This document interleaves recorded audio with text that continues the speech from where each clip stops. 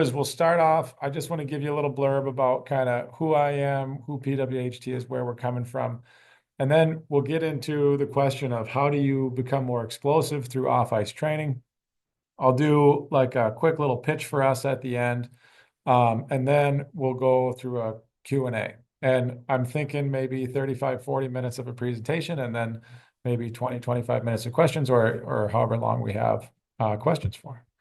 So we'll start with the philosophy here at PWHT is to pursue and share the truth about off-ice hockey training so that you can train perfectly. This is what gets us out of bed in the morning. My background, I went to the University of Minnesota for way too long. I got my undergrad, 2 masters and a doctorate, and I was studied off-ice hockey performance, long-term athletic development, biomechanics, and exercise physiology, where I focused on dynamic correspondence and how do you develop exercise programs that best improve results on the ice. And what I've noticed, so I'm also a professor at Wisconsin River Falls. I am the director of the master's program in strength and conditioning there. So I kind of have the one side of my background is like the academic side, the research side, and the other side is actually training athletes. And I've been training athletes for a little bit over 15 years now. And what I've noticed in my time in both of these kind of sides of the field is that what we know and what we do are not the same. And so kind of our whole mission here at the gym is to bridge the gap between what we know to be true in exercise science research and how we actually train. So that's kind of where we're coming from. We accomplish these things by training athletes. So we have a location here in Edina. We're going to have a location in the Woodbury area starting next spring. So that's one way that we share the truth about off-ice hockey training. And then the other way is through educational content like this. And we're trying to get better at spreading the word through webinars and YouTube and all that kind of stuff. So we'll get right into the question of the day. So how do you train to get more explosive on the ice? And the typical answers that I hear, or the thought process that I hear, is you need to get bigger muscles and you need to lift heavier weights. And those things kind of interplay with each other. If you have bigger muscles, you can lift heavier weights. If you lift heavier weights, then you get bigger muscles. And that's a really common approach to solving this problem, getting more explosive on the ice. And it makes sense. It's what you can see. And typically, the athletes with bigger muscles are the more explosive athletes, right? One thing I would say about the bigger muscles thing is it's really complicated when it comes to pre-adult athletes, high school athletes, peewees, bantams. It's a different ball game. They're in a different hormonal situation. And I did a webinar 2 weeks ago on how to gain muscle as a pre-adult athlete. And I have a recording of it. So if you want the recording, let me know. I can send it to you. And then I'm actually going to do that same webinar in 2 weeks. So if you haven't seen that one and you want to, it was pretty popular. And so we'll run it back and we'll see if more people want to see it. So we'll talk about muscles a little bit here, but you're going to find that most of the adaptations that you need for explosivity are actually going to come from the nervous system. The lift heavy weights thing, that's really common too. And one of the reasons that we get really excited about lifting heavy weights is because we can track the progress. It's really easy to see like, oh, I lifted heavier weight because there's more weight on the bar. And that's exciting. And people like to see feedback like that. What we're going to find throughout this presentation is that lifting heavy weights might not be the best if your goal is to be explosive on the ice. Okay. It's not that it doesn't work, because it does. It totally works, but it might not be the best method for becoming explosive on the ice. Okay, so what is explosivity? And this is sort of a metaphor here, but it's just to illustrate a point of like kind of what our training goals are. So if you think about just performance output, like on a computer, that's the metaphor we're going to use. That would be a combination of how good your hardware is. And I'm not a computer guy, so I might mess this up, but how good like your laptop is, or the bits and drives in your computer or whatever, the stuff that you can actually pick up, right? And then how good is your software? So how good is the coding? How good is all of that kind of stuff? And if those two things are really good, then you'll get really good performance output. If you're lacking in either department, your performance output is going to lack. So the analogy for human performance and what we're specifically interested in is explosivity is your muscles are kind of like the hardware. They're the thing that's very tangible. You can see it, you can feel it, you can tell when somebody has more or less musculature, right? And then if you add the muscles to the nervous system, then you would get explosivity. And the nervous system is like the coding. It's like how do you control the muscles is a way to think about it. The nervous system is the brain, the spinal cord, and all the nerves that reach out into all the different muscles and tissues that you have. Now, the important factor here is that in this formula, we have muscles plus the nervous system times 10 equals explosivity. And that is a number I just made up, so don't take that too seriously. But it's to illustrate the point that the gains that you make in performance are largely related to improvements in your nervous system function. Now, getting bigger muscles is helpful. Okay, it's part of the formula. One of the problems with focusing on the muscle side of things, which you'd learn in the other webinar, is that we don't have a ton of control over how big your muscles are or how quickly they grow, especially for our youth athletes. That is fairly well regulated by puberty, and it's mostly outside of our control. What's nice, though, is that you can still make gains. You can still get more explosive. You can still get faster, stronger, faster, more explosive on the ice your first two steps. But the question is, so why? Why do you get faster if you're not getting bigger muscles? And the answer is right here. It's because your nervous system has improved. The nervous system control of your muscular output has improved. And what's really cool is if you improve the nervous system, you can have a really outsized effect on explosivity.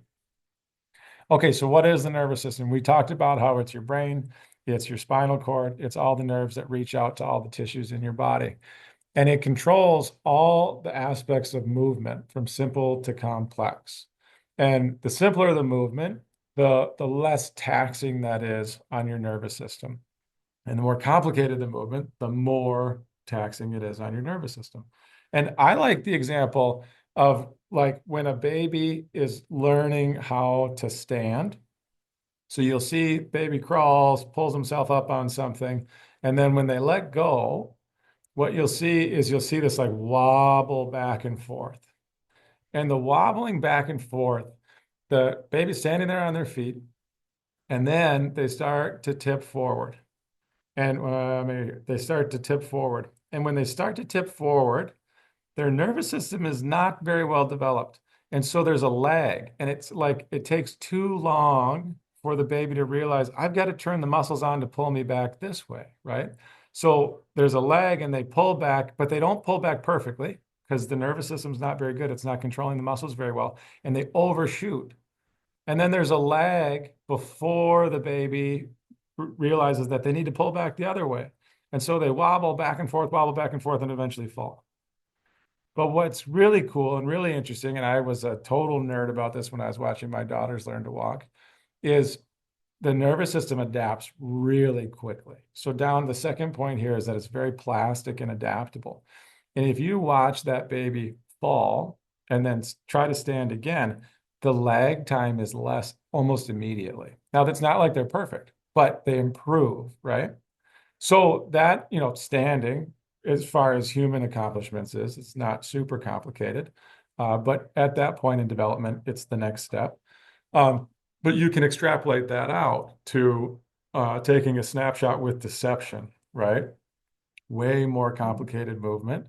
And your brain and your spine and your nerves and all the proprioceptors inside of the nervous system, they have to work together perfectly to sequence and fire muscles so that you make exactly the right movement based on the situation that you're in, right?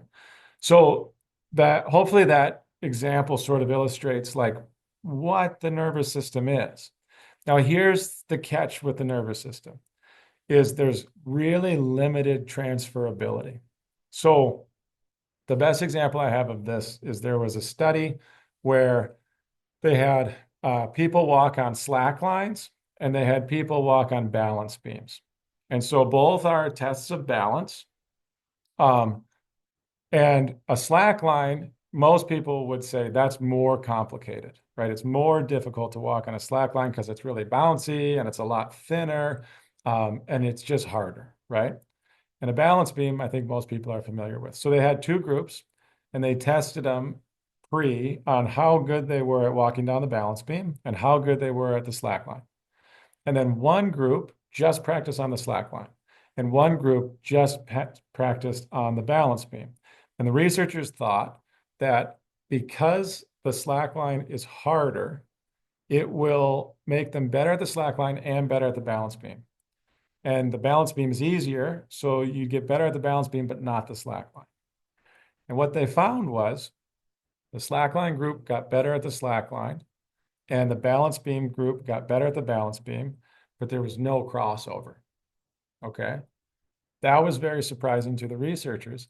And the reason is balance beam training, slackline training is training the nervous system, right?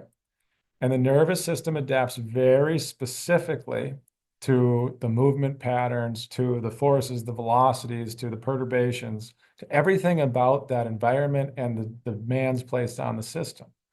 And so if you get better at slacklining, you'll get better at slacklining. If you get better at walking on a balance beam, you'll get better at walking on a balance beam. And what I tell my students in my master's program all the time is, if you want to get better at a thing, do the thing. And the reason that I say that is because there's limited transferability of nervous system adaptation. That's the drawback of training the nervous system. Opposite is true of the muscles. If you make a bigger muscle, the size of the muscle will transfer regardless of the activity that you're doing. The problem is that it doesn't have as big of an impact on performance. Okay, so that's a little bit of the setup there. So how do you actually train the nervous system? So when it comes to the nervous system, what we do is we think about the movement.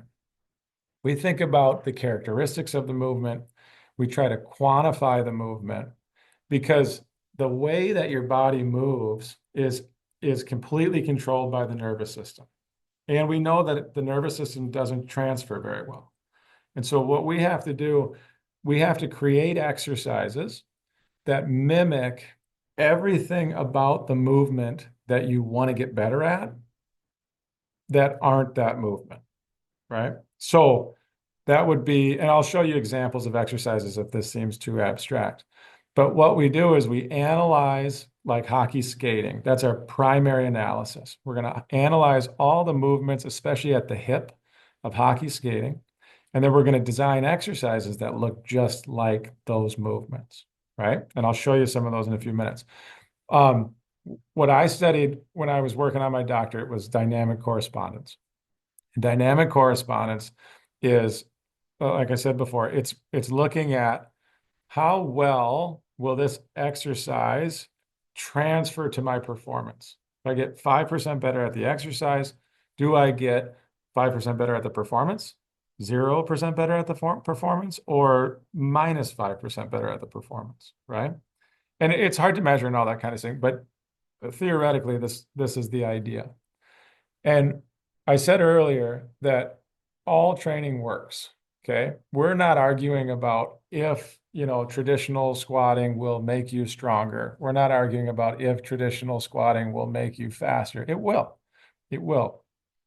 But my argument is that it's not the best way to do it, okay? It's an easy way to do it. It's traditional, it's quantifiable, it's standard, right? But is it the best? And the reason that I argue that it's not is because it doesn't correspond dynamically with the performance of hockey.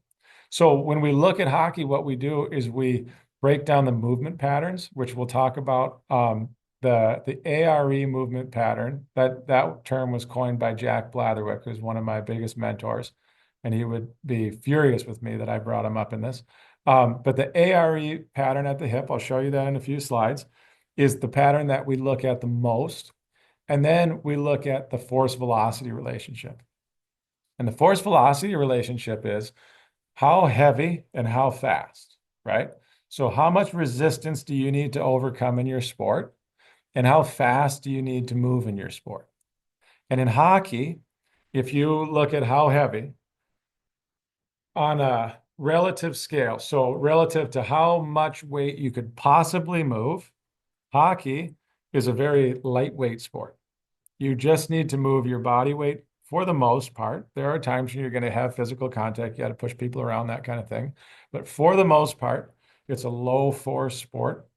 And hockey, the thing empirically, we have a lot of data that shows this. The thing that separates the levels is the velocity of play. It's a high velocity sport. Okay. So we're a low force, high velocity sport. Now, on one of the first slides, we said that it's very common to think that if you want to get more explosive, you have to lift heavy. And the problem with that logic is right here, because lifting heavy is high force and it's low velocity. And that does not dynamically correspond with the force velocity relationship of hockey. So what we want to do is we want to match that ARE pattern and we want to match the force velocity relationship. And we want to do that with all of our like big important exercises. And when you are writing a training program, you might have 10 exercises in a workout, and 2 to 4 of them are like big important exercises. And those are the ones where you want to really match with dynamic correspondence. And then you fill in some other exercises that are maybe injury prevention and maybe supplementary exercises, and that's all fine and that's common. But those big important ones need to be the most sport specific. Okay, here's a way that I like to talk about this. Like we've done a bunch of sciencey talk, and here's kind of more of a metaphor that I think is helpful. If you had a math test tomorrow on chapter 12 in your textbook, you would probably study chapter 12 in your textbook, right? That's that's studying specifically. That's studying the exact stuff that's going to be on the test, right? That makes a ton of sense. It wouldn't make very much sense for you to go get a random math textbook and study a random chapter. Okay. Are you studying math? Yeah, you're studying math, but you're not studying specifically. And if you don't study specifically, the transferability is really low, right? So if I study a random chapter in a random textbook, all that work that I did tonight for my test tomorrow is not going to transfer very well to that test, right? We wouldn't expect it to.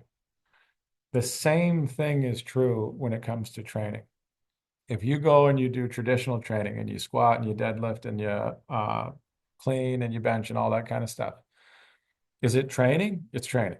Are you working your muscles? Yes, we're working our muscles. Are you training your nervous system specifically? No, you're not training your nervous system specifically. So what kind of transferability do we expect? Now, in training, you'll get some. You'll get some because the muscle transfer does count and it is real. The problem is that it's not the most beneficial way to transfer. Okay.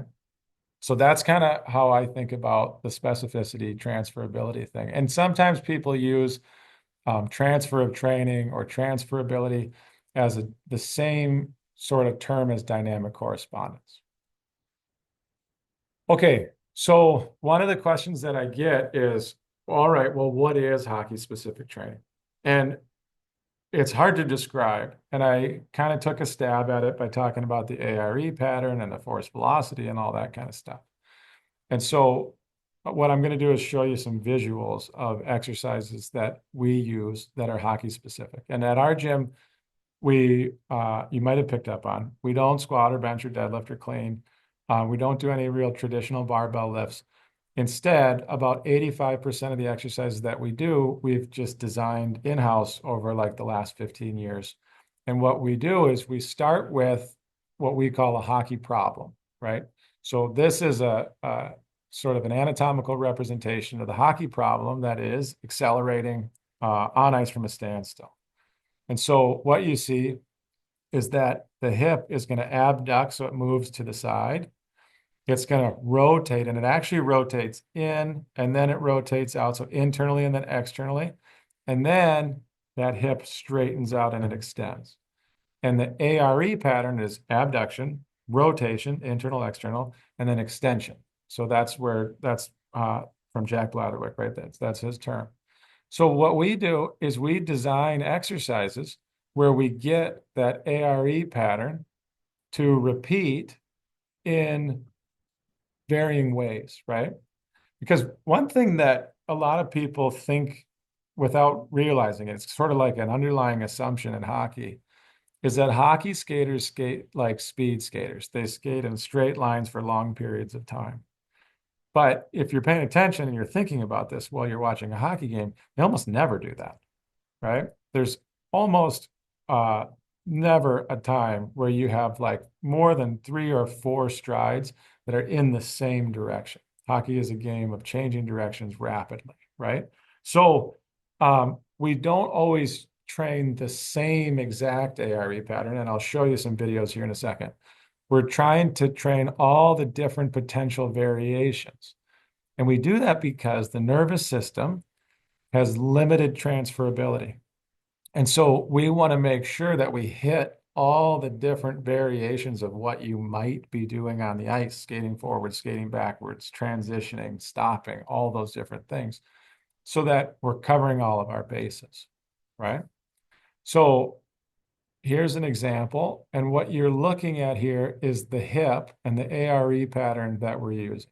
Now, what we do is we load them in a bunch of different goofy ways. And so holding that bar out far puts like a rotary force on the spine. So the spine has to be held neutral in an anti-rotation position while the hip is going through the ARE pattern.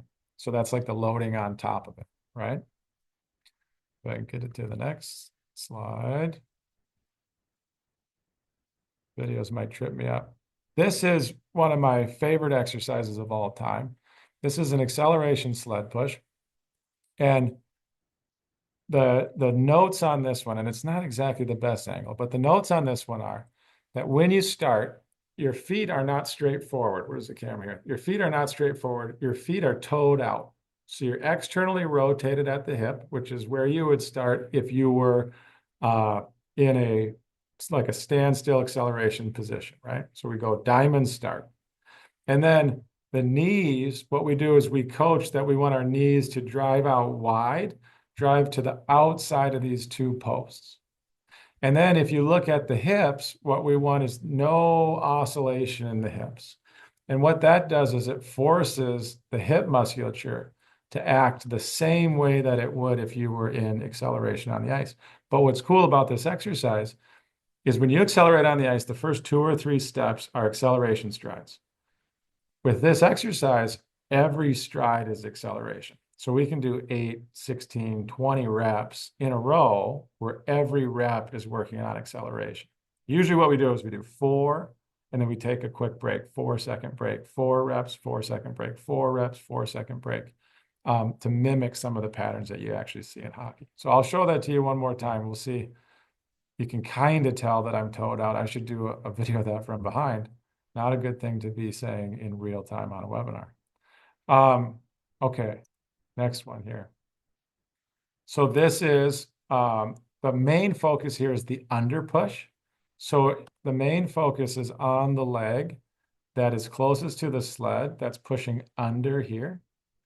That's a really weird pattern for your leg to be in, right? That's pushing off of that edge, getting fully extended as you cross over with the other foot. So here's maybe another aside. You've probably seen the test, right? Where put your hand out and then somebody pushes down on your hand and your hand falls down and then they rub your nose or they put a bracelet on you or they pull your ears or something. And then you put your hand out and they push on it again and now you're like rock solid, right? And you're like, wow, I think they were pushing the same amount. What happened? And what happened was your nervous system adapted.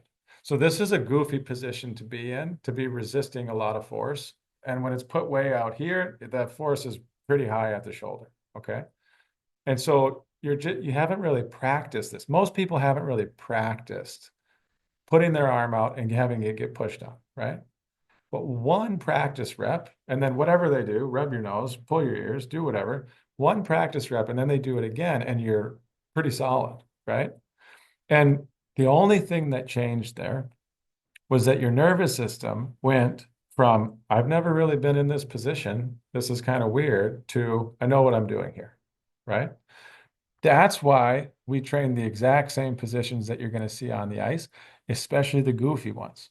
Because if you've never been in this kind of goofy position and you're expected to do it out there on the ice, high velocity, low force, you're in the middle of a game, your nervous system might say, I'm not used to that goofy position. I'm going to avoid it. And so you're going to try to make, we call them a compensation pattern or a compensatory pattern. You're going to use some kind of compensatory pattern so that you don't have to do this thing that you're not good at, right? So what we try to do is make sure that we find all of those goofy positions and then train the nervous system so it's no longer goofy, it's natural. And that's where you start to see a lot of progress in your ability to skate on the ice. So we're trying to really get that under push. And again, because we have the resistance of the sled, we can do crossover after crossover after crossover after crossover and really get the nervous system dialed in. This is just rotary movement. And this is important for shooting and passing and that kind of thing. And that's what it really looks like. But it's also important for transitioning. And what you see in transitioning is that both hips have to work with each other. So as this back hip here is going to go through an ARE pattern, it's a little different angle than the ones we've seen before. It's going to go through an ARE pattern. This hip here has to actually rotate out back behind. Okay. And what a lot of our athletes have a problem with is getting this hip in front to move out of the way. And when you're on the ice, you have to do it all the time. And so, yeah, we got this thing in your hand and you're swinging a bar and stuff. That's mostly just to create some loading, create some rotational torque through the spine so you have to resist that while your hips move. That's a big pattern in hockey. The pattern in hockey is keep your spine still and let your hips move. So we challenge that all the time. But you're going to see, watch these hips move. We'll run it one more time so you can see. So that's a pattern that we're going to put into a lot of our workouts. Okay, this one is a little more less this is a little less intuitive. So let's see if we can pause it well. So this is actually about recovery. And the important part of this exercise is it's this leg that we're working. And surprisingly, we're working the adductor group or the groin on this leg here. Okay, so that's my left leg. I'm hoping you guys can see my pointer there. So the groin on the left leg, the leg that's on the ground is what we're working. And there's a connection of muscles. It's called a line or a muscular line that runs from the adductor all the way up through the core and it loops around and it hooks around the shoulder. Okay. And that line of muscles in this position is getting stretched, right? And now if you kind of squint and you look at it weird, this is also a skating stride if you look at that, right? And where the exercise starts is right here. So we've stretched this front line, which is what happens in your skating stride when you get all the way extended, that extended leg, the front line is stretched. Now, how do you get your foot back underneath you? Well, you use the groin on this leg to bring your foot back underneath you. What we do in the exercise is we bring you over top of your foot, right? So that's the only real change between an actual skating stride and this exercise. And this exercise is about pulling off the inside edge and using the groin to try to drive this handle back and snap that front functional line is what it's called, front functional line. Okay, kind of a goofy looking exercise, but it directly relates to the recovery in hockey skating, right? And you're going to be limited on your speed if you can't recover quickly. So I'll show you what it looks like. And right away when I hit play, this snap back is from the inside edge of this foot pulling my body over the top of me. And it's a goofy looking exercise. And if you're doing it right, you'll say, for some reason, my groin right here is where I'm feeling it. And as a coach, we'll say, great, that's where we're aiming, right? Okay. So this one is neutral zone transition. So how do we transition in the neutral zone? First thing you have to work on is the footwork, which isn't exactly the same because we're not actually on ice, but it's pretty similar. And then after that transition, how do we get our hips to drive? Because the hips driving is what's going to actually move you on the ice. I like to have my hip drive go all the way through my hands. The reason that I like to do that is because the athletes can really finish the movement. Okay. So watch, the footwork is going to be similar to what you see on the ice. And then that hip drive would be basically your first like big acceleration out of that transition. And the better that we can time that pop, the more force that we can put through the hand, the faster your neutral zone transition will be, or any zone on the ice where you're transitioning from backwards to forwards, right? This is similar in the sense that this would be like important for when you're skating backwards and then you need to make a lateral move.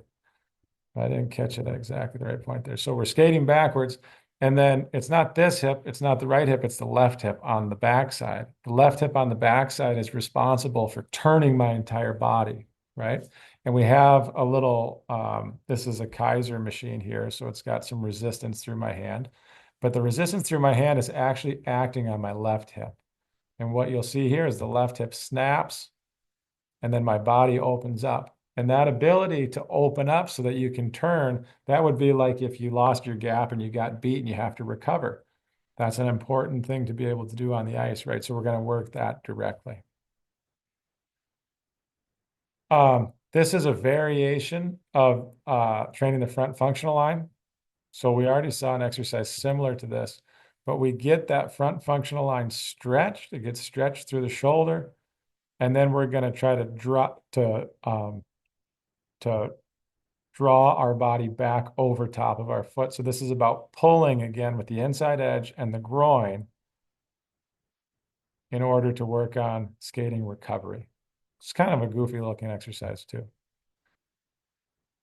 Okay, the question I get the most is, okay, if you're doing all this hockey specific training and then they're skating all the time, isn't that going to lead to overuse injuries? Like they're always doing the same thing over and over and over again.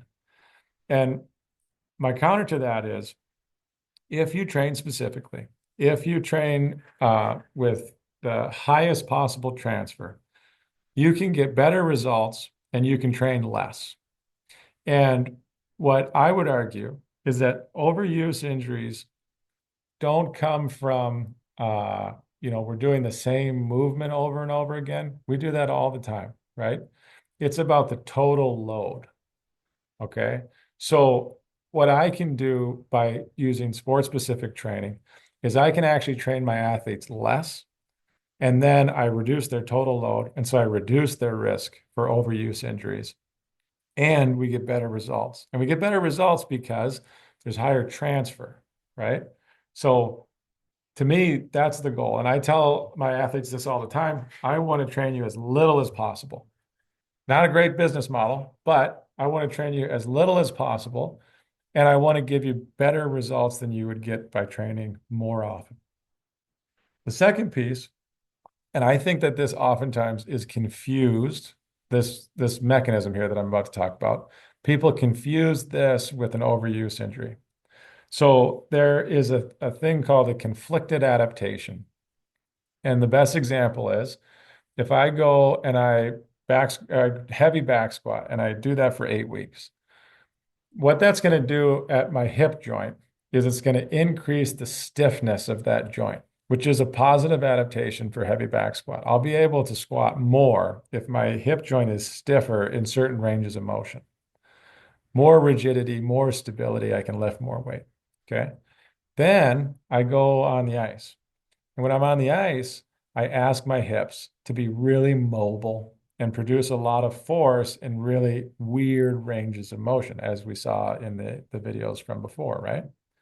So on the one hand, I'm saying I want stiffness and rigidity in the joint. And on the other hand, I'm saying I need mobility and adaptability, right? Those are conflicted adaptations. If I stiffen the joint or I stiffen the joint and then I ask it to be mobile, what I'll do is I'll break the joint to some degree, right? It is no wonder that you get so many labral tears in hockey. Now, not all of them are because people back squat and that kind of stuff, but would very confidently say that it adds to your injury risk. Okay. So a lot of these overuse injuries actually manifest from conflicted adaptation, asking your body to adapt in opposite directions at the same time. All right. And it's kind of just like trying to jam a square peg into a round hole. That's a problem.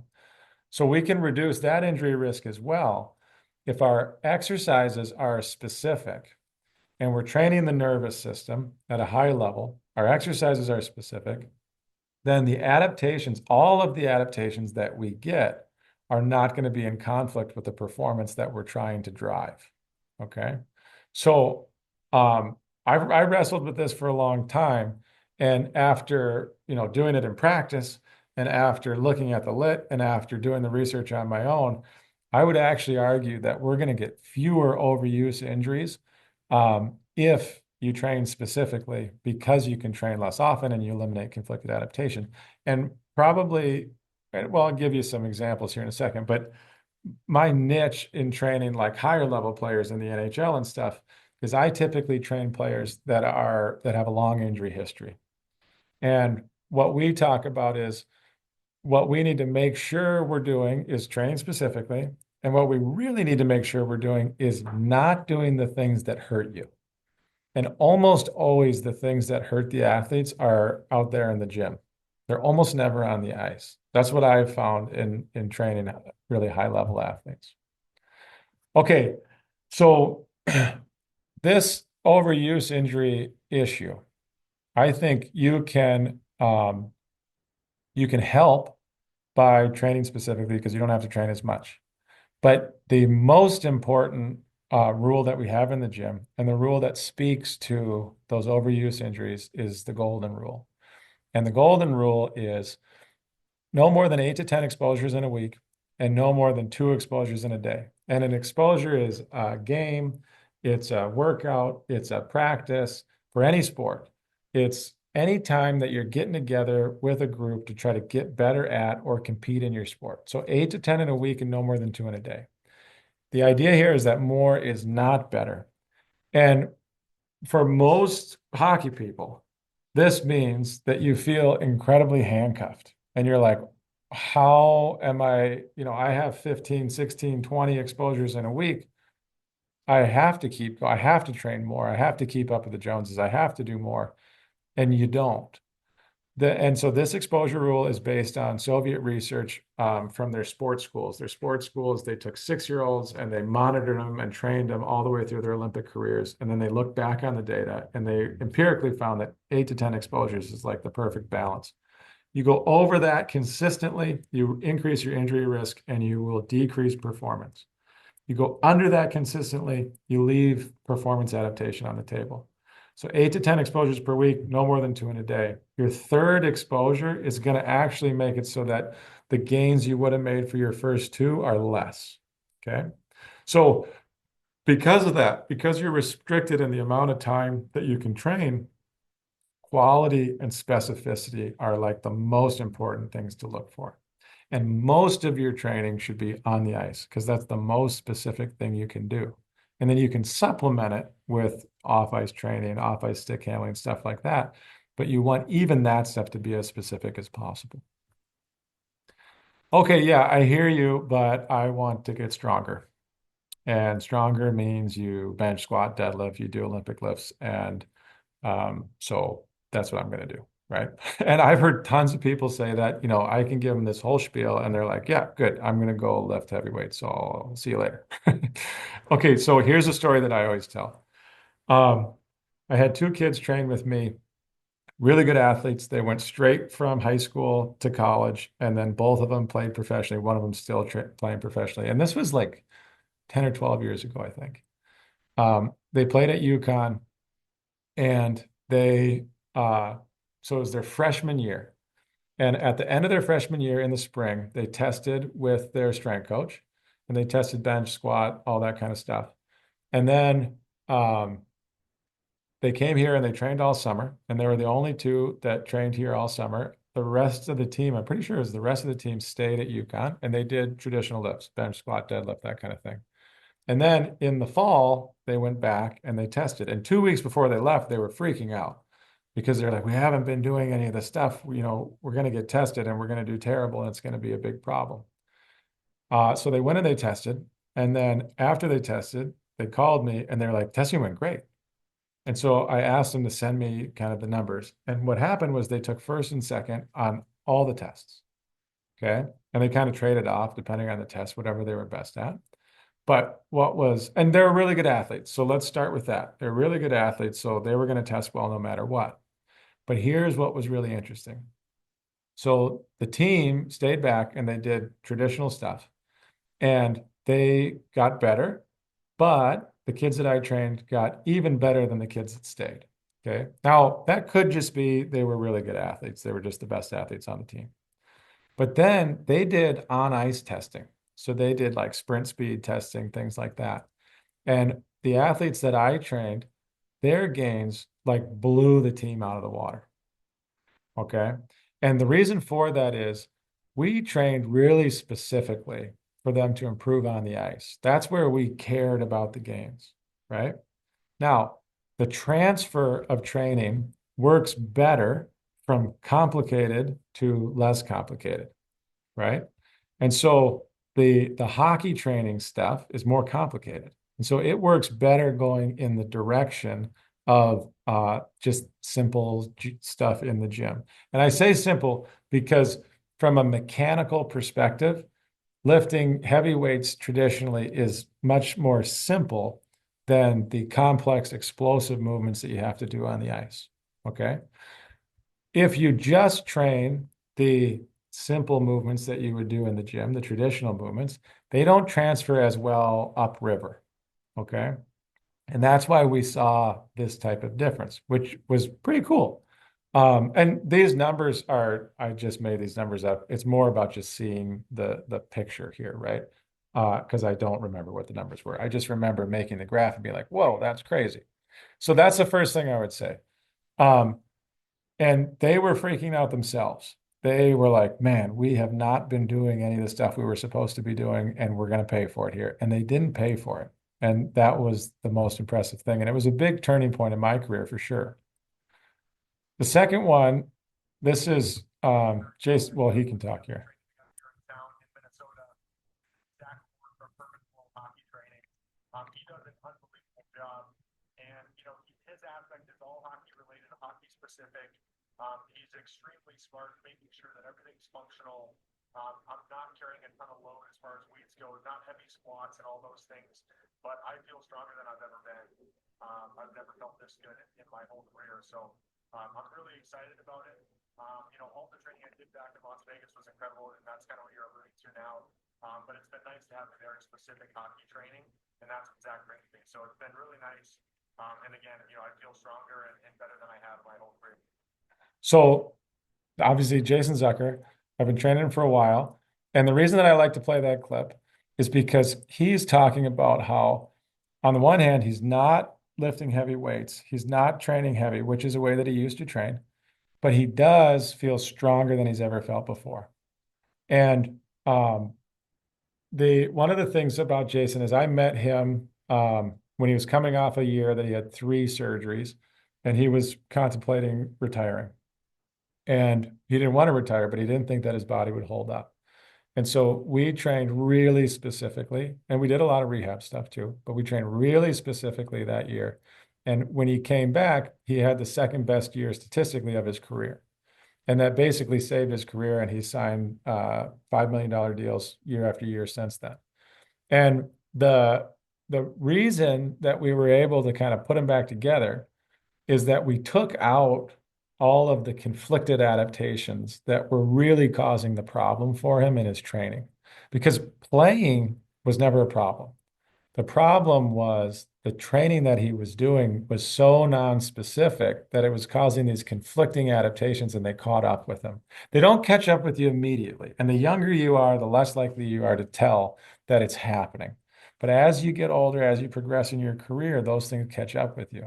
And so the idea is you want to never start increasing your injury risk over time. That's kind of how I would put that. Uh, okay, so in summary, if you want to get more explosive on the ice, don't train for muscles, don't train for lifting weights. Those are not the goals. Those are the goals of bodybuilders and power lifters. And there's not very many bodybuilders and power lifters that were really successful hockey players. Okay. So your goal is hockey, so you should train specifically for hockey.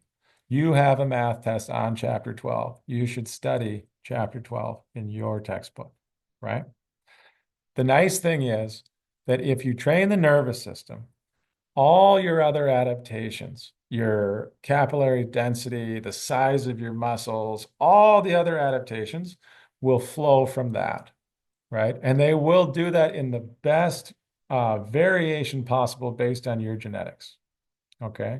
So that's the summary. The blueprint that I like to recommend is if you're a high school or younger athlete, well, not or younger, let's say from 12 or 13, kind of like once you're no longer kind of like that baby-faced kid and you kind of have started puberty, which is around 12 or 13 for most, but not everybody. And like I just had a kid come in today that's turning 12 soon, and he's just not ready for training. And so I just told him, this is not worth your time. You should go and play other things, play other sports, and don't worry about lifting weights because you're not going to get the gains that you need out of it, right? So 12 or 13 to the end of puberty. And so that's around 18-ish, 16 to 18, somewhere in there. Um, this would be the blueprint for you. 3 gym sessions per week. People want to fight me on that. I want to train 4 times a week. I want to train 5 times a week. I say, why not train 7 times a week? And they say, well, we need some amount of rest. And I say, why do you think 2 days of rest is the right amount? Because at this point, you're just guessing. The 3 gym sessions per week, the reason we recommend that is because that's what the evidence suggests in the literature. Your fourth workout in the week, you get diminishing returns. So you're not really making very many gains. And you could have used that time on the ice where you would make much higher level returns because the nervous system stressors are even more specific than off ice. And then the younger you are, the more you should lean into playing sessions of other sports, 2 to 4 sessions of other sports. And at certain times during the year, you would completely take off from hockey. But during that summer season, this tends to be the best model for that age group. Okay, I'll do a quick plug here and then we'll get into Q&A. If you have questions, type them in that question box and I'll get to them here in a second. So if you want to work with us at Perfect World, we're located in Edina. Next year, we're going to open a location in the Woodbury area. You can book a consultation by going to perfectworldhockey.com, and there's like a million buttons that say book a consultation. So go ahead and give that a shot. If you want to keep learning, if you haven't seen this webinar, The Science Behind Gaining Muscle for High School and Youth Hockey Players, I'll be doing that on the 9th of April at 8 o'clock. That's a Wednesday. You can check us out at the PWHT podcast. Follow us on Instagram, TikTok, YouTube at PWHTMN. And if you want to reach out directly, I'd be happy to talk to you. Here's my email. Here's my number. Happy to talk to you. Okay, the questions that were submitted ahead of time. What age can I start training the nervous system? And that's like, when will I get results and when is it safe? And those are 2 different questions. So it is safe to be, weightlifting, doing dry land training. It's safe to do that at any age. The recommendations that you'll see from the NSCA, from American Academy of Pediatrics, from all of these kind of like big institutional boards, is usually they need to be able to pay attention, which sounds kind of silly. But if you're a squirrely kid, the chances of you getting injured in the weight room are much higher because you got to pay attention. You can't be dropping weights. You can't be running into people, that kind of thing. That's actually what the recommendation is they have to be old enough that they're focused and they can pay attention. And then they need to be in an environment that's regulated by somebody that knows what they're doing. Okay. So from an injury risk perspective, there really isn't much of an injury risk if you're doing things in a regulated gym setting, that kind of thing. And the kid is in tune and is paying attention. Okay. From a results perspective, it's really not worth doing off ice training until you've kind of kicked into Tanner stage 2 of puberty. And that's just when you get a bit of an increase in height. So you'll get like a growth spurt, and your kid is looking a little bit less like a little kind of baby kid, and they're starting to look a little bit more like a kid that's going to get into a lot of trouble soon, right? So that's kind of the beginning. Our general rule at the gym is like 13 years old. There are some 12-year-olds that are a little bit further ahead. There's some 12-year-olds that are a little further behind, and we tell them, come back next year. This just isn't worth it for you. And it's really just a juice being worth the squeeze thing. If you're spending 3 of your 8 to 10 sessions on training off ice, you should get results out of it because you don't have enough exposures to be wasting, right? And before that age, it's just not worth it. Okay. Another question, should goalies train differently? Absolutely. So the way that we run it, like I said, you have those like 2 to 4 major exercises in your workout that need to be the most sport specific. And so what we do is we have a version of those that are important for goalies, and we have a version of those that are important for skaters. And if you're a goalie, when you get to that exercise, you do the goalie version. And if you're a skater, you do the skater version.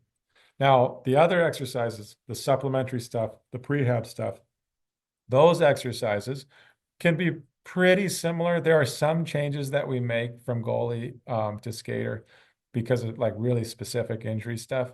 But yes, the goalie training should be different than training for a skater. It's the same thing in football. An offensive lineman should train differently than a defensive back. They're just playing different sports is what it comes down to. Okay, let me look in here, see if there are any questions. If you have questions, you can still fire away. Okay, lacrosse. So the question is, I might have to do traditional weightlifting due to some other program, a team that you're on, and I'm wondering if that's going to hurt my gains when I get into hockey specific training. Not ideal. It's not an ideal situation, but it's also okay. Um, what I recommend that you do is do the best training that you can whenever you can. And in reality, you're not always going to have control over the type of training that you do. And so what I would suggest is that you be super technical in the lifts that you have to do. Okay. Because one reason that the lift will cause a problem is because of conflicting adaptations. And another reason that the lift will cause a problem is if you just don't do it very well, right? If you're under load and you're in bad positions, that's going to really escalate your injury risk. Um, these conflicting adaptations, like your hip capsule becoming stiffer and more rigid because of squatting, that's a pretty long-term adaptation. That's an adaptation that takes multiple years of consistently doing that exercise. And so if you're doing it in short spurts and you're mostly trying to do hockey specific training, then I wouldn't be too concerned about it. And I would just say, whenever you have the chance, do the best training you can. And what what we tell our college hockey players to do is don't be a hero in the gym because most college hockey programs are not going to have very sport specific stuff. It's going to be pretty traditional, pretty generic. And so we say, don't be a hero in the gym. You don't want your strength coach to know your name because you're at the top of the leaderboard, and you don't want your strength coach to know your name because you're at the bottom. Try to hang in the middle, be really technically sound. And then when you get the opportunity to do the sport specific type of movements that are going to transfer the best, really take advantage of those.